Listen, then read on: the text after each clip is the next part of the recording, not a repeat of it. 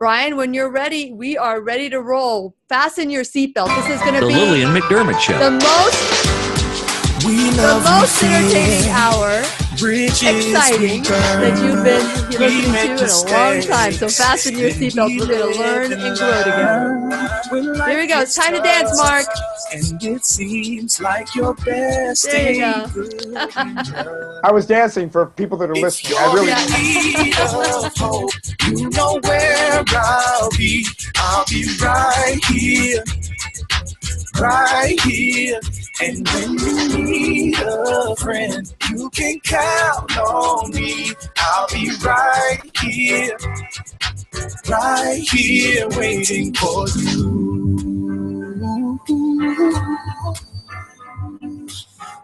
This is the place you can always turn to when you need a friend. The Lillian McDermott Show. To reach out to Lillian, visit her on the web at whenyouneedafriend.com. Now let's all learn together. Here's Lillian McDermott. Hello, my listening friend. It's so nice we can meet each other on the air on this beautiful best day ever. And for those of you who are new to the Lillian McDermott radio show, the purpose of the show is to provide a safe place where you can go to when you need a friend. It is my commitment to provide alternative ways to heal, and it is my mission to make awareness, responsibility, and truth a part of our everyday life. And I hope you, my listening friend, will feel empowered to learn a new truth and embrace the life of your dreams. Now, speaking of dreams, if there's anyone that is living the dream life, it's this guest today.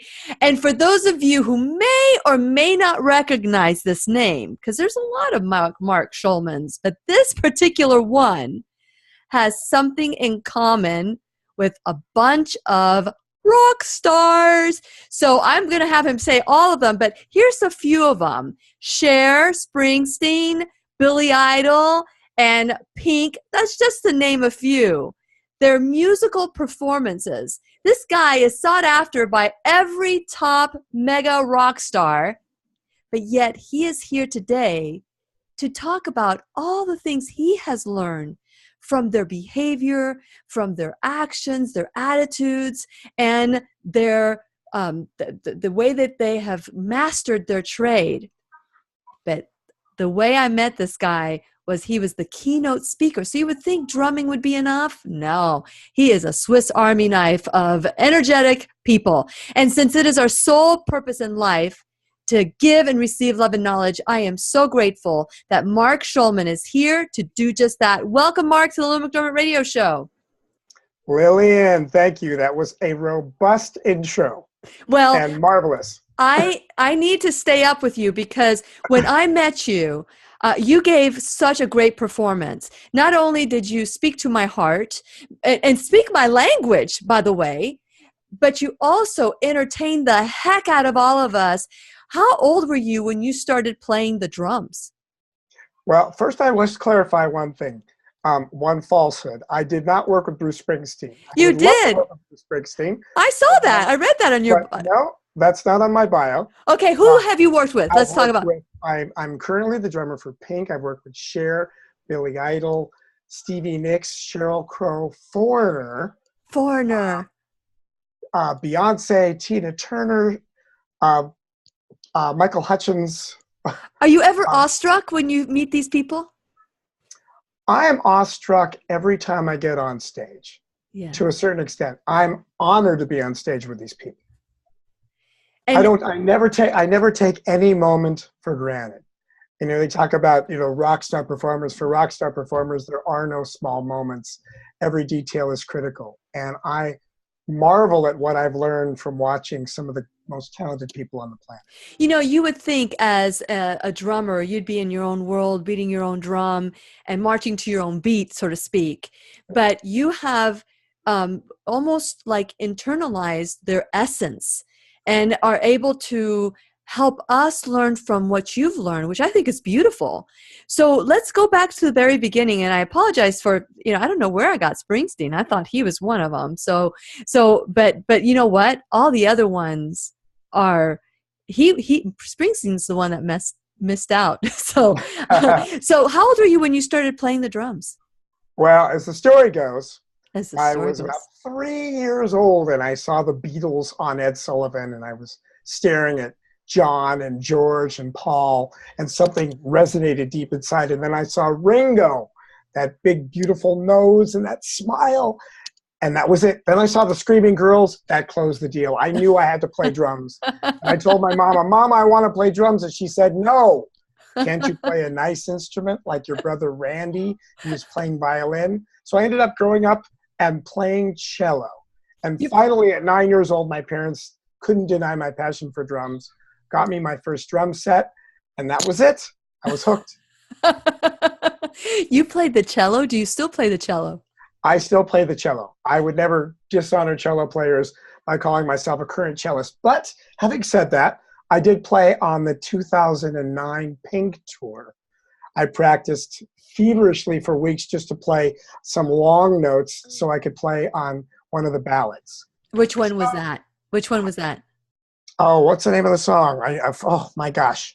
I'm spacing on the name of the song. Don't worry, we'll take a moment. Yeah, the Pink fans are going to be, if anybody's listening, they'll be going, I know the name, Mark, I remember it.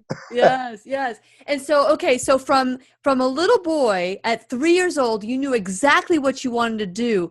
At what point did you say, I'm pretty good?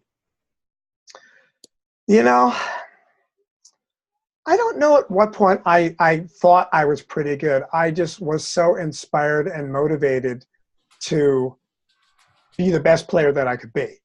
And I had these different phases that I went through in my life. And I began leading my own band. In my 20s, I led my own original band. And the impetus for me writing my book was based on a traumatic experience I had at a big audition. Okay, and that's going to leave us at the edge of our seat, and we're going to continue speaking to Mark Schulman when we return worldwide at whenyouneedafriend.com. We'll be right here waiting for you. Great. Okay, so I'm going to do the fifth caller or texter for the book, and the book that you have is Conquering Stage Fright, right? No, it's called Conquering Life's Stage Fright. Stage. 3 Steps to Top Performance. Life Stage Fright, 3 steps. Okay, and that's the clarity, capacity, and confidence. Is that the 3 C's or no? Yes. Yes. Okay. So it is Conquering Life Stage Fright, 3 steps to top performance. Oh, darn. Right? Can you hear me? I'm losing you. The internet connection is tenuous. I lost you for a moment. Can you hear me now? Hold on. Let's do it. And we're back. When you need a friend, you can count on me. I'll be right here waiting for you. You can text Lillian McDermott or leave her a voicemail at 407-373-5959. Once again, here's Lillian. And welcome back to the Lillian McDermott Radio Show, where we always learn from one another. And today's teacher is none other than Mark Schulman. Mark Schulman is the drummer for Pink, but he has, how many years have you been doing this, Mark? 28 years, you said?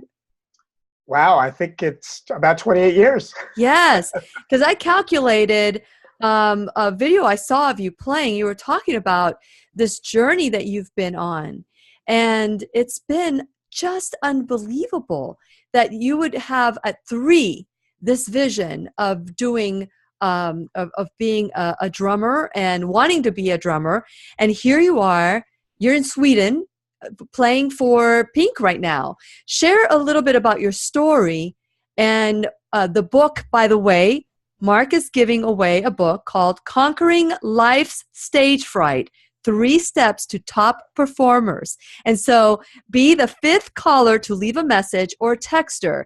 If you have ever wanted to overcome anything, this is the book for you. So share a little bit about your story, Mark, and how this book came about. Well, I miserably failed an audition in the early days. I got the opportunity in my 20s to audition for a supergroup called Bad English. which was comprised of the guys from Journey and John Waite, the Brit rocker. And this was my defining moment. This was going to be the rest of my life until I miserably failed it. Oh, boy. I was overwhelmed with stage fright, with anxiety. And that caused me to rush, to speed up, which is the last thing that a drummer should ever do. You want to have control of your internal meter. And that was a moment of truth when I miserably failed it, because that inspired me to make two decisions that day. First decision is no one's going to tell me that I'm going to speed up or slow down unless I want to speed up or slow down. Mm-hmm. And I committed to mastering my craft. I thought I had mastered it, but I didn't. And my other decision was I was going to bust my nerves and fear into submission, transform them in a confident peak performance. Mm. And that is when I think the impetus for the book started, because I spent the next 20, 25 years analyzing, studying, researching, networking, and discovering until I uncovered habits and rituals that brought me to this point of success, this path of success. And here I am talking to you. Oh. And conquering life stage fright was essentially born back then.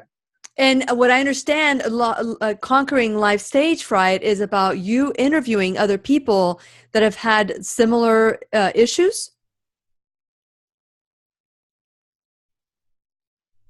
Mark, can you hear me? I'm losing you. Oh, okay. So for those of you who are listening, Mark's in Sweden and our internet connection is a little bit spotty. So can you hear me now? I can now, yes. Okay. So the book, tell us what you did with the book. Because I understood is that you interviewed other people that had experiences with stage fright? Well, what I did is when I made the decision, I would write the book. And when you make a decision, essentially cutting off all of the possibilities, I committed to it. And the first thing I did was call my wife, honey, I'm going to write a book. And she says, that's great, honey, the voice of humility. And she was the one that said, why don't you run it by some other thought leaders, team leaders, top performers in other industries? And what a fantastic opportunity. Thank you, Lisa. I ended up interviewing nearly 50 people in all areas of life, many of which have become my friends. People like Tony Hsieh, the CEO for Zappos, astronaut Alan Bean, super chef Jeremy Piven. And these people shared with me stories and their own secrets and endorsements of my core concepts. So it added another dimension to just what were my own thoughts, because I knew I had my intellectual property, core concepts I believed in. But by getting the endorsements of people in other industries, I believe it became a very, very valuable resource for the general public, far beyond simply just for artists and musicians. Now, it would have been very easy, Mark, to kind of like decide I'm never going to play again. I messed up. I'm not going to do this anymore. It was humiliating, or it was whatever. But instead, you used it as fuel. Instead of poison, you used it as fuel to motivate you to do better, get out of your comfort zone. Many people just go into a cocoon. What was it for you that was the difference? Well, what I've learned since then, because at the time it just felt like an epiphany. Yeah. I literally was defeated. I was in my bed with the covers over my head. Oh. And I just had this feeling, this inspiration, and I just threw the covers off of myself and I thought, okay, this is the defining moment, buddy. You are either going to get up and you're going to get back on that stage, or you're going to step off the stage permanently, and that smell of defeat's going to follow you for the rest of your life. What I learned later was I was passionate. What I talk about now when I give my speeches, though, is passion is what drives us. Passion is the motivator. Passion is what has gotten you in that seat. Passion is what inspires you to interview people. Mm-hmm. But the evolution of passion is purpose. It's attaching a sense of purpose to every single, what I call every single note. And I've learned that as a musician, that every single note matters. As a speaker, every word, every inflection, every bit of body language, all these details are critical. And that's why my focus is on what does it really take to create and embolden a rock star performer? And it is the small details. Because for these great performers, I've ended up working with these people and studying their every move. And I realized that there are no small moments. Every detail is critical. Every detail not only has passion, but has a sense of purpose. And when I get on stage and play drums, You can feel the passion and the purpose in every single note. And I transform that into my authorship. I transform that into my speakership. I transfer that into my parenthood. That's how I am with my daughter. I pay attention to every nuance because it all matters. Every note matters. Yes, and if you translate that into life, everything matters in our life. You know, we might neglect something, but it's still there.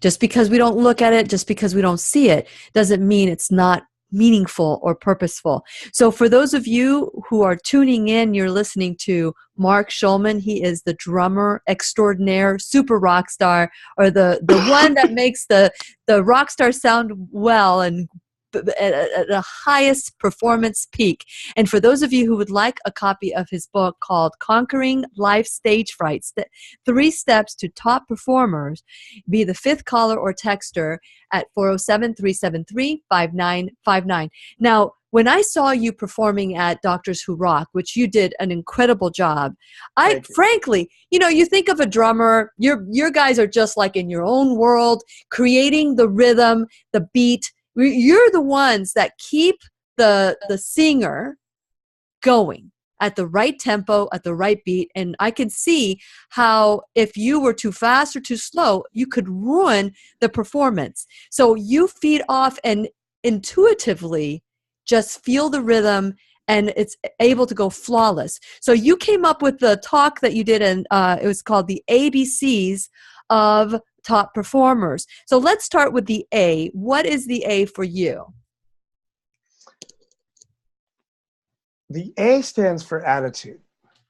What I have learned is we can't always control what happens to us, but we can control our attitudes about what happened to us. And this is critical because your attitude, as an example, that is your viewpoint. That is where you are looking from. Where you're looking from determines what you see. And you can change, shift, or decide your attitude in a moment's notice, regardless of external circumstances.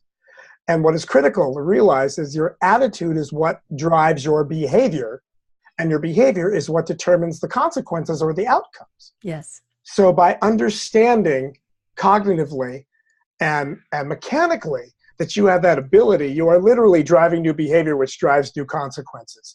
And this is so simple, and it is intuitive for top performers. Mm-hmm. But understanding that you can call on this mechanism at any time can create these attitude shifts and therefore behaviors and consequences or outcomes that are going to bring more desirability, higher productivity, more fun, healthier body, healthier life. Attitude is really the driver. It is the foundation. And it is critical to understand that. And I think that a lot of people think that behavior is the driver, but attitude is what drives the behavior. And the behavior is what determines the consequences. Well, you know, this is my next book, by the way. Yeah. Well, you know, and you have an invitation to come back when you are promoting that. So many people fall short. You know, they think that, you know, first it's a thought, then it's a feeling, and then it's a behavior. So it's an attitude or an action. So here's another A I want to throw at you, because I've had people, as a life coach, I've had people that are severely out of tune with how they're being projected, how they project themselves. And so they say, I'm a positive person. And then how do I get that person to become aware that it's more than just believing that they're positive, that it is the thought that leads to that action that is important, that awareness of how they're being perceived. Have you been able to gauge from the people that you've watched and the training that you've had how important awareness is, that other A, to the attitude? It's critical, because you have to have an accurate self-image. You need to understand how others perceive you. One of the things that helps that, there's another sort of triad called be, do, and have. Yes. And this is critical to attitude, behavior, consequence, because you need to be that person. So if someone says, well, I have a positive attitude, well, you could they might be words, but who are you being? Yeah. What are you embracing currently, presently? Because who you are being then determines what you do, your behavior, and then determines what happens, what you have. Whether that is enriched relationships, higher productivity in your business, or a better time, or a healthier body, or a better sex life, whatever it is that you are striving to gain, who are you being first? Yeah. And that is a reflection. And I think that part of it is, people talk about taking inventory. Taking inventory is an understanding of who you actually are. And I think that if you're not sure, one of the things to do is to sit down with somebody that you actually trust, that knows you very well, and ask them, who am I being? Who do you perceive me as, so I can have a better, a more accurate self-image? Yes, and it's so important to do without judgment. That interruptive or disrupt, or gosh, what's the word I'm looking for? It's being able to receive that feedback without being emotional about it. Right. Looking at it as no different than 2 + 2 = 4. No emotion. If I am being told constructive feedback to help me become more aware, the last thing that will encourage someone from giving you that beautiful feedback is a reaction from the person who's the listener that's receiving the feedback. So I want to talk a little bit about that, because I'm sure, Mark, that in your years of being a drummer for such great, talented people, I want to talk about Cher off the air, but I'm sure that you have received. Talk about Cher on the air. Okay, we'll talk about. No, she's a wonderful lady. Oh yeah. So I wonder if you have been the recipient of that feedback and how you resolved that you were going to just be better about it. And we're going to continue our conversation with Mark Schulman when we return worldwide at whenyounneedafriend.com. Please remember to call 407-373-5959, fifth caller or texter. Okay, so what I mean is, right here with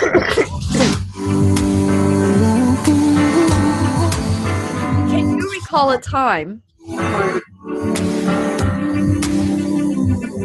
Let me finish the music here.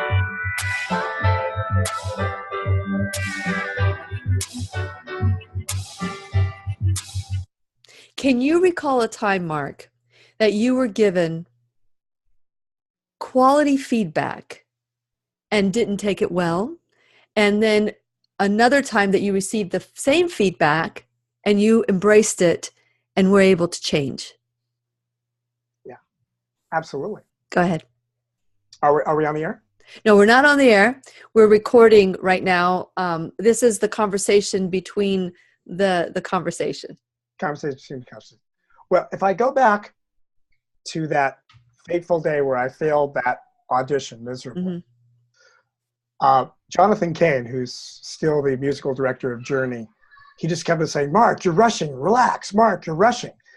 And I was so unreceptive and I was so resistant to hearing that my resistance made it worse. And that was one of the realizations when I discovered, you know what? Wow, I was rushing horribly. Wow, I have some work to do. Wow, this ended up being an incredible learning experience for me when I embraced it. Yes. Because I had such a warped sense of my own tempo and my own ability as a drummer. I thought I was ready. I was ready to get that gig. I was unaware that I hadn't mastered my internal tempo, which is foundational for a drummer.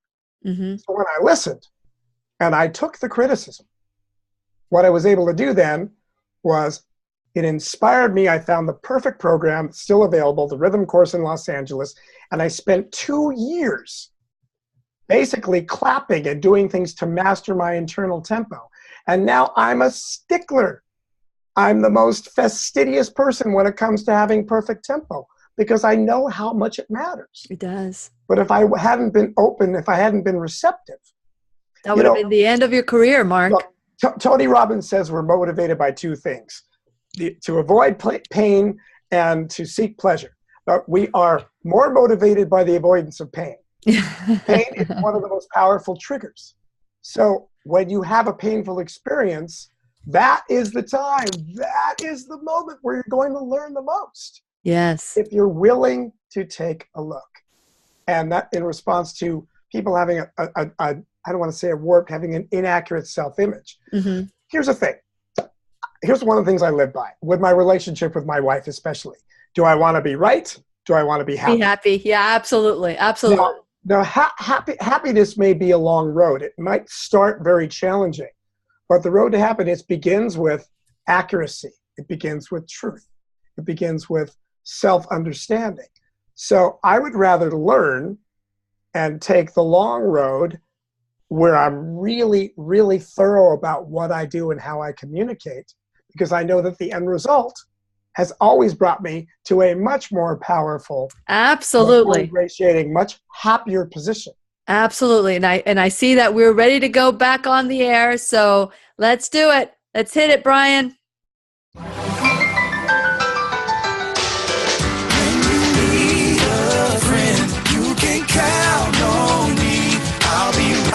Here waiting for you.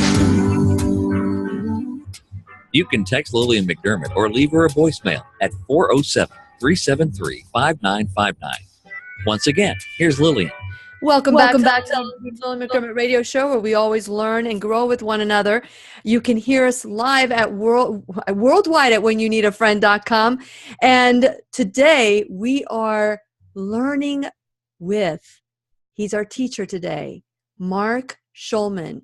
He's been the lead drummer for, 28 years. Can you imagine having a career where the biggest rock stars are wanting to spend time with you, to learn from you, to increase and improve the song, the quality, the beat, whatever it is?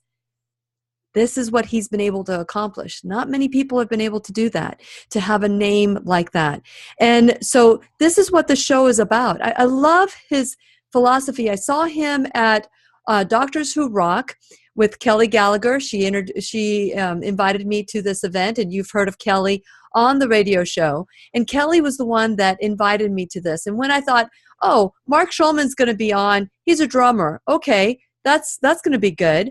However, I wasn't expecting it to be as good as it was. And I thought, I really do want to have this on. I want to share his pearls, his wisdom that he's gotten through the years. And they all happened because he was open to a new truth, which is what we talk about here on the Lillian McDermott Radio Show.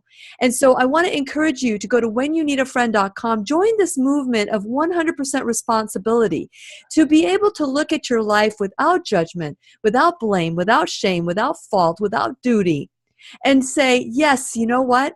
I'm going to live my life empowered and free. And this is what we talk about here. So go to whenyounneedafriend.com if you haven't done so already, and become a subscriber. And make sure that when you become a subscriber, you check out my sponsors, because without my sponsors, this show would not happen.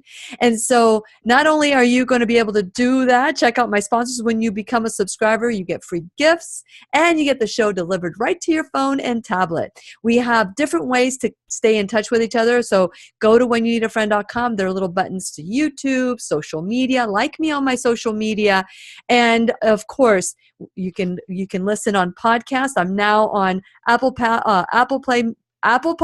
Google Play Music, iHeartRadio, YouTube, and I'm on Spotify now. So that's a new addition to the Lillian McDermott Radio Show. And be the fifth caller or texter. Make sure you leave a message. Fifth caller to leave a message or texter, and you'll win a free copy of Conquering Life Stage Fright, 3 Steps to Top Performers. Mark Schulman is in Sweden today, and he is taking time out of his, you're with Pink, right? You're on a tour with Pink right now. No, I'm on holiday with my Swedish family. Oh, I thought you were doing a tour. Okay, but now you're on holiday. Now I'm on holiday for the next week. My wife is Swedish, and I'm in my in-laws' one of the bedrooms upstairs. Awesome. I hear. The bedroom with the desk, and there are children playing. And yes, I love it. How exciting to have had the life that you had. So we talked about off the air, being open, the difference between being open and receptive or being resistant to feedback. In an uninterrupted feedback, which you can take with you and grow from. So you shared a wonderful story. For those of you who would like to listen on YouTube, you can listen to a story, because I want to make sure we get through the ABCs. So we've got through attitude, and it's so important that we be aware. And so I love that tip that you shared, Mark, about asking someone you trust to share how they perceive you. Be open to it and make the changes, because that's the best. That's the best gift a friend could give you, is to share the truth as opposed to tell you what you want to hear, because then you won't grow. So the next one is B. So let's share the B of the ABCs. Well, your behavior. Yes. Your behavior is the actions that you take. We talked earlier about be, do, have. Yeah. Who are you? What is your attitude? Your attitude is your viewpoint. That is what actually drives your behavior. And behavior is really critical. And, I think one of the main reasons why I have had the career that I've had is because I approach my behavior in that I am of service. I'm in the service business. Mm-hmm. People don't think of rock stars or rockers or people on stage as being in the service business. I am there to be of ultimate service. I am there as an extension of the artists with whom I work. Mm-hmm. So this conversation is an extension of Pink, because I work for Pink. Mm-hmm. And I am here to be of service to her in every way that I possibly can. I'm here to be of service to the fans. So if I approach it from that standpoint, I'm not so concerned about my ego.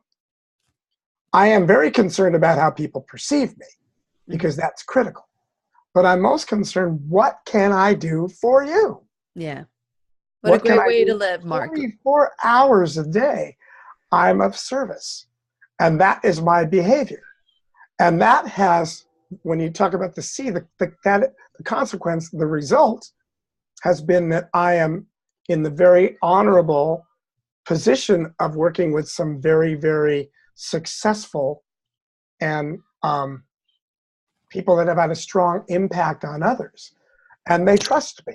I mean, one of the greatest things that endorses my belief system is when Pink, a few times publicly, she's called me Disneyland, the happiest place on earth, because she says that I remind her of the power of gratitude. Mm. So if I can have an impact on a woman who has such an impact on others, then when I go to sleep at night, I'm feeling good about my position. I'm feeling good about how I have been of service to her. Because I discovered also a long time ago, I really don't need that much. Yeah. When I'm on the road, I think about, well, what does everybody else need? Because I found, whether it's the band members, the crew members, of course, the artist, my wife, my kid, if they're taken care of, I'm happy. Yeah. I don't require that much, because I know my needs will be met. When I'm of greater service, my needs end up being met. Because then I can sit back and go, wow, I got a happy band, I got a happy artist, happy wife, happy kid. Yeah, life is good. Yeah. And I think that is, a lot of people really jump, especially in the entertainment industry, they might base it on ego. What's in it for me? Yep. My belief is, no, how much more of service can I be to the planet being in the position that I'm in? Sure. That's why I've evolved from playing drums to being an author to being a speaker, because I realized that I have information that can be of service. That's true.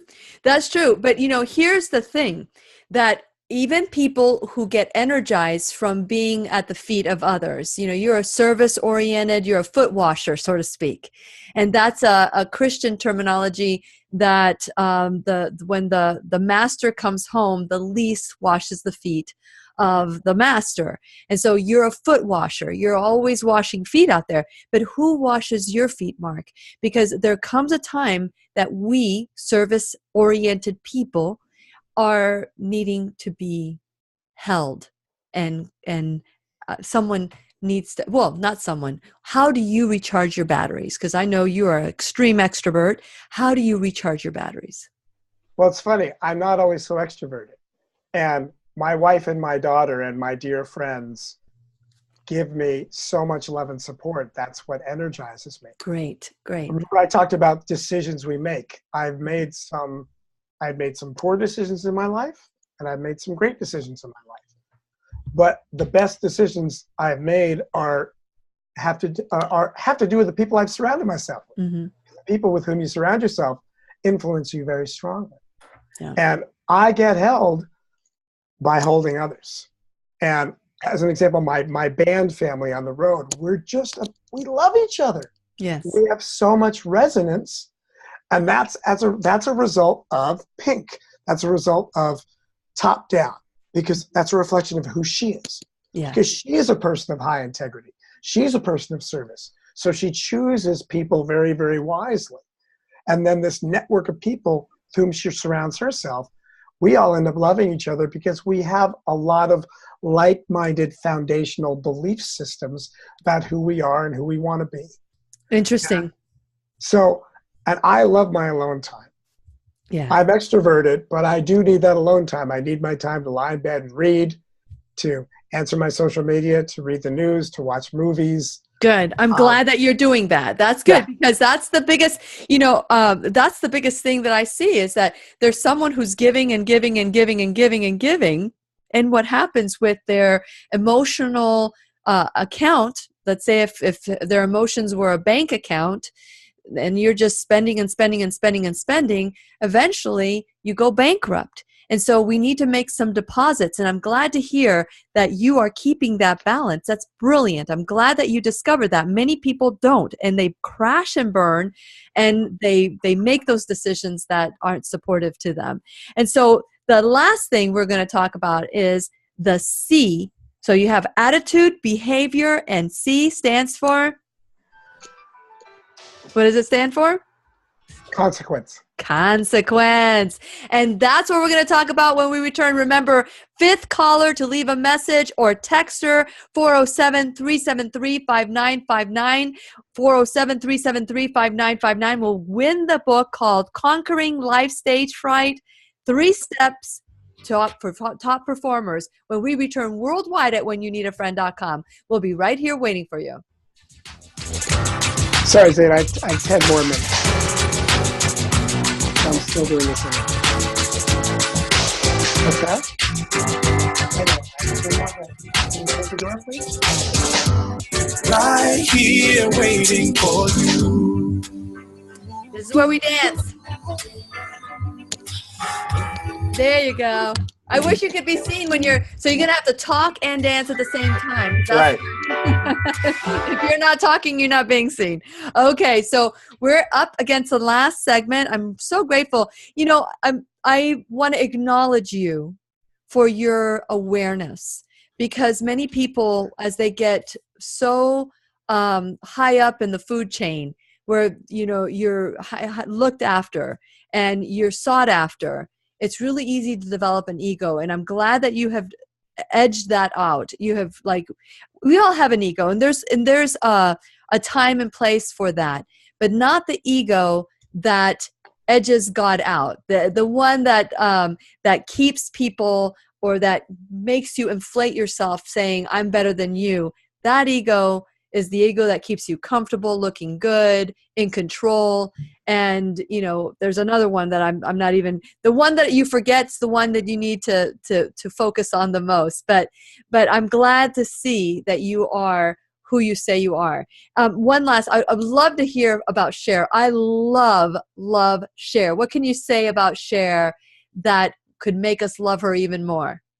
I can tell you a quick story. Yes. You want to say it on the air, or do you want to say it off the air? No, let's say it on the air. Okay. So here we go. I know that we're ready to go back. Okay. Okay. When you need a friend, you can count on me. I'll be right here waiting for you. You can text Lillian McDermott or leave her a voicemail at 407-373-5959. Once again, here's Lillian. I am loving Mark Schulman, and I'm looking forward to having another conversation with him because I know he's going to be writing this other book, and he's going to be coming back on the Lillian McDermott Radio Show. You have the opportunity to win a free copy of his book. Fifth caller or texter will win the concept. Okay, it's called Conquering Life Stage Fright, 3 Steps to Top Performers, and be the fifth caller or texter, 407-373-5959. I'm really excited that you will have this beautiful book for to learn and grow as well. Before we talk about Cher, because I really love Cher, she is amazing and has probably the record of the only star that has been had a top hit for 5 years, five decades. So, but I want to talk about, before we do that, the consequence for the C. So we have attitude for A, B for behavior, C, consequence. What story would you like to share with us for C? Well, because you're such a Cher fan, here's a story that embodies ABC. Okay. 15 years ago, we were doing the very first Cher farewell tour. Yeah. Now, 15 years later, she's still waving goodbye. Look, Diva can give as many farewell tours as she wants. Mm-hmm. But 15 years ago, it's the third show of the tour. We were in Cleveland, Ohio. So the audience is screaming. The band is burning. Cher is coming down 40 feet from the stage on a platform. The platform is shaped like a chandelier from her own home, because that's what divas do. And we're doing... I still haven't found what I'm looking for. And she's singing, still haven't found what I'm looking for.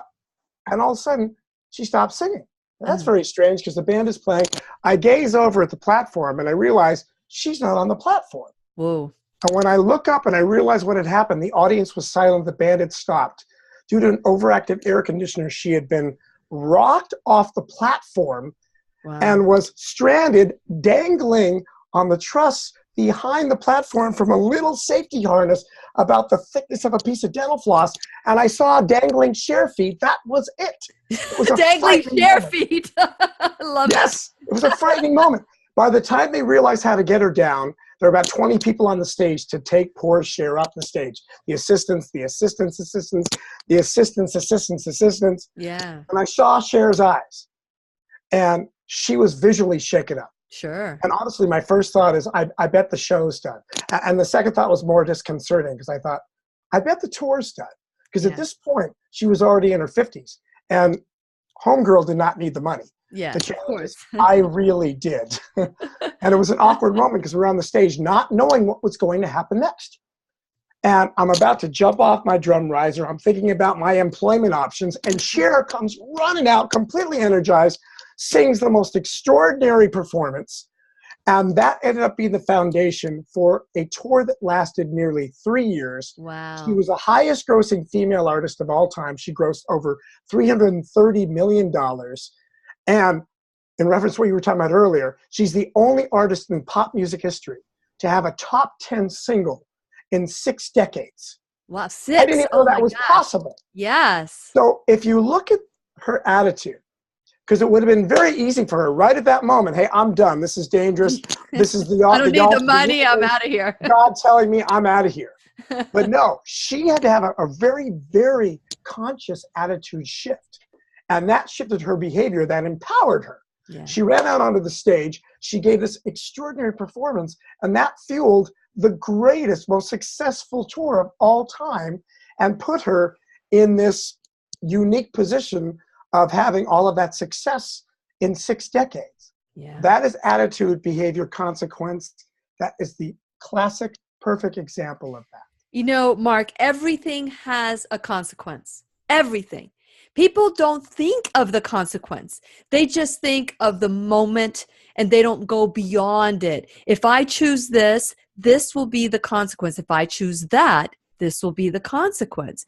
What do you think is a great tip for people that are listening today to say, okay, how do I choose so that the consequence is exactly what I want? By starting with the attitude, by understanding who you are being. Here's an example. If you have a financial goal, say you have a financial goal that by the time you retire, you want to be worth $5 million. Sure. Randomly. Okay. So who do you need to be to achieve that goal? You need to take on the viewpoint of an investor. Mm-hmm. You need to be the researcher. You need to be the one who's paying attention to all of this methodology, because that's going to then cause your behavior to be driven based on who you are. Mm-hmm. That's going to cause you to make better investing decisions, to do better research, to surround yourself, to take actions that are going to be more conducive to the consequence, to the very specific consequence. And you have to have a very, very clear plan. So the attitude enforces that plan, enforces the behavior in which you will then decide consciously and with great, great detail what courses of action you need to take to accomplish that goal. Yes. So it really begins with where you are looking from, the attitude that you have. Trust me, I hang out with a lot of musicians. I'm going to be rich. I'm going to be worth millions. Well, yeah, well, how are you going to do that? By playing guitar in your bedroom, and hope that somebody discovers you? Yeah. No. Who are you being? What's the attitude? Where are you looking from? What's your viewpoint about it? Yeah. What's going to drive the necessary behavior for you to then accomplish the outcome, the specific outcome? And the more specific the goal, the better. Because we might not always know how we're going to get there. But when you have the attitude that you're going to be that investor, you're going to be that being, then you will find what behavior and actions you're going to need to take. And you will learn and you'll consider it. Going back to, and if I take that to another philosophy, okay, which is my book, which is Conquering Life Stage Fright, 3 Steps to Top Performance, that is based on what I call the 3 C's. It's actually developed from my mentor and one of the great thinkers on the planet, Dr. Jim Samuels, with whom I'm going to write the next book about attitude. Mm-hmm. But it's the 3 C's: clarity, capability, and confidence. Mm-hmm. Clarity, you identify your goal very clearly, have a very, very clear goal, and then you determine the skills you need to get there. Mm-hmm. Capability, once your goal is clear, you become proficient in those skills. And confidence, success in these new skills leads you naturally to confidence. Because confidence is a result of having done the work, of having taken specific actions. So as an example, when I go back to that bad English, that miserable failure, I didn't know what I didn't know. Once I had clarity about what was missing, then it became clear to me I needed to master my internal sense of time. Yes. And I spent 2 years working for hours a day to master my internal tempo, my internal sense of time. So when I did my next audition, I had real confidence, not false confidence, confidence that was based on the capability, the work that I had done. You know, it's interesting because my daughter in high school through college, she was a pole vaulter. And talk about defying gravity. Pole vaulters have the highest level education if you take them all put together because they defy gravity. And so with Brittany, I used to tell her, you win or lose the game in your head. How did you keep cool and calm and not have those voices in your head say, oh, you're going to fail again. You're not ready. This will never happen to you. Because that's something also that happens, that negative, that's vicious inner critic in your head. So share how you overcome that. I was honest. Mm-hmm. I admitted to myself, look, buddy, you need to do the work. Mm-hmm. You haven't done enough work. I tell people that they're worried about being on stage. I said, if you haven't done the work, you should be scared. Yeah. You should be scared if you haven't done the work. I've had nightmares where I go on stage in my underwear, not knowing the songs, and I'm scared to death because I haven't done the work. We remember the original topic we talked about, taking an inventory, understanding who you are, where you're looking from, having an accurate assessment of where you actually are. Yes. Okay. Well, I tell you what, to be continued, Mark Schulman. Thank you so much for your energy, your feedback, and I really do appreciate everything that you do. Thank you. Thank you, Lily. And to you, my listening friend, you've got the power. The creator that created you gave you the power to create whatever you want. Go out there and be the ABCs and do, be, and have. This is Lillian McDermott wishing you love, peace, joy, and unexpected abundance. Make it the best day ever.